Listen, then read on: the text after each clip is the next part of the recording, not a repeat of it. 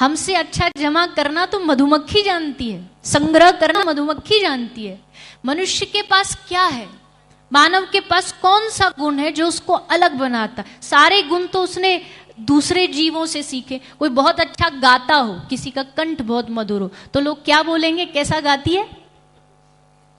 कोयल जैसा गाती है। कोई बहुत कड़वा बोलता हो, क्या बोलेंगे? कौआ जैसा काव काव करता है। कोई बहुत सीधा है, कोई जैसे कोई लड़की देखने आता है ना, तो लड़की देखने वाले को बोलते हमारी लड़की कैसी है?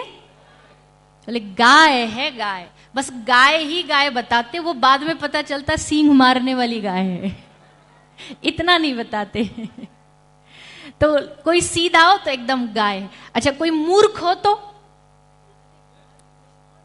अब समझ जाओ आप, मंच से बोलने की जरूरत नहीं है। कोई बहुत बड़ा बलवान हो, बड़ा दहाड़ता हो, तो क्या बोले, कैसा दहाड़ता है? शेर जैसा दहाड़ता है। कोई किसी की चाल तेज हो तो एकदम चीते जैसी चाल है। कोई वफादार हो तो वफादारी में किसका उदाहरण देते हैं? कुत्ते का। सारे जितने गुण हैं मनुष्य ने दूसरे जीवों से सीखे। फिर भी दूसरे जीवों से सीखने के बाद एक गुण जो ये स्वयं खुद का इसका अपना है, वो है दूसरों की मदद करना, सहयोग करना, एक दूसरे की सहायता करना, बांटना। आज गंगा मैया पूजनीय इसलिए है क्योंकि वो बांटती है। यमुना जी पूजनीय इसलिए क्योंकि वो जो भी आता है उसे बांटती है। नदियों ने, समुद्र ने नदी से पूछा कि तुझे सब पूजते हैं, पीते हैं, जलपान करते हैं, मुझे कोई क्यों नहीं पीता? तो नदियों ने कहा हम बांटती हैं इसलिए मीठी हैं, तू बस जमा करता रहता इसलिए तू खा रहा है। जो बांटना जानता है वो मीठा होता है। जमा करते करते, अच्छा एक उदाहरण और, छोटा सा कहानी है, दृष्टांत है, बहुत सुंदर है। पूज्य प्रातस्मरणीय श्री रामायणी जी हमारे कथा प्रवक्ता एक रहे, बहुत अद्भुत, उनकी ये कथा है। वो सुनाते थे, एक सेठ जी थे, बड़े कंजूस सेठ जी थे।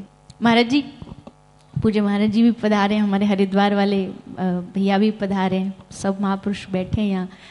तो वो सुनाते थे कि एक सेठ जी बड़े कंजूस थे और ज्यादा उनके घर परिवार में कोई मेंबर था नहीं, वो अकेले थे और उनके साथ एक उनका सेवक रहता था, उनकी सेवा करता था।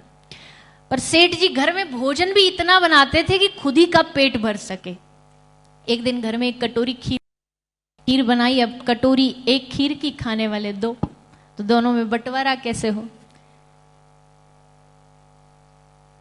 तो सेठ जी ने बोला, सेठ जी ने नौकर को कहा एक काम करते हैं, हम एक ट्रिक करते हैं। क्या? बोले सोते रात को जिसको ज्यादा अच्छा सपना आएगा खीर वो खाएगा।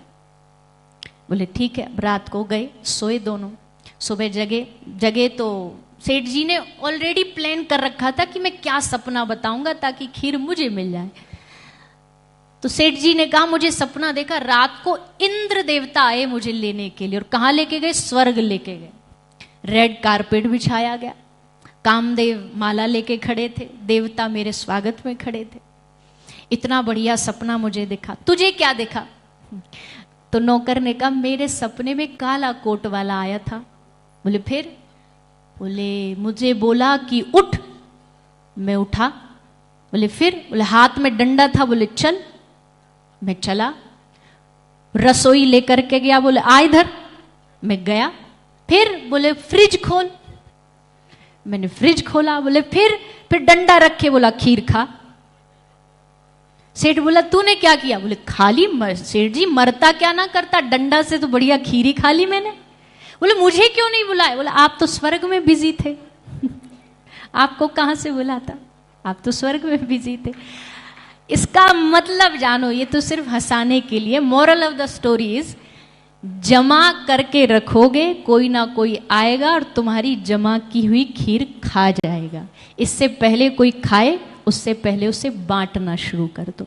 बांट के खाओ, दे के खाओ, क्योंकि गंगा यमुना और हमारे प्रकृति का हर जीव हमें यही सिखाता है।